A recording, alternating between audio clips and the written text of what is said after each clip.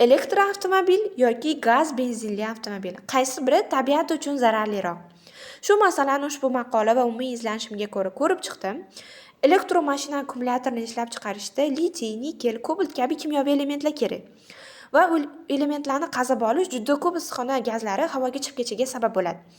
Kichikroq elektr avtomobillarni ishlab chiqarishda 2 tonna, o'rtacharog'ida 8-10 tonna, uzoq masofaga yurishga yetadiganlarni ishlab chiqarishda esa 17 tonnaga yaqin karbon dioksid havoga chiqib ketar ekan.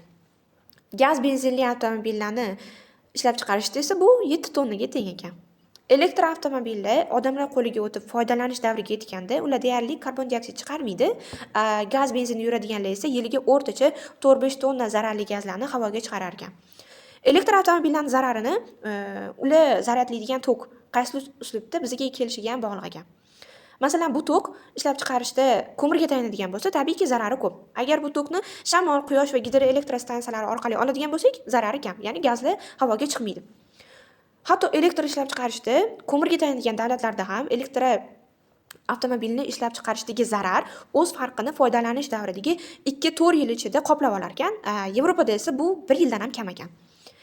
Umumiy aytadigan bo'lsak, benzin va gazli avtomobillar butun hayoti davomida ishlab chiqarish va foydalanish davrini qo'shganda 57 tonnaga yaqin karbon dioksidni havoga chiqaradi. Elektr avtomobillar esa 28 tonnaga yaqin chiqaradi.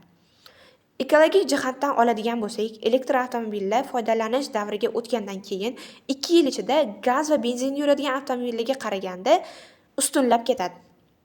Sizningcha qaysi biri tabiatga kamroq zarar beradi? Elektrokarmi yoki gaz benzinli yuradiganlarimi?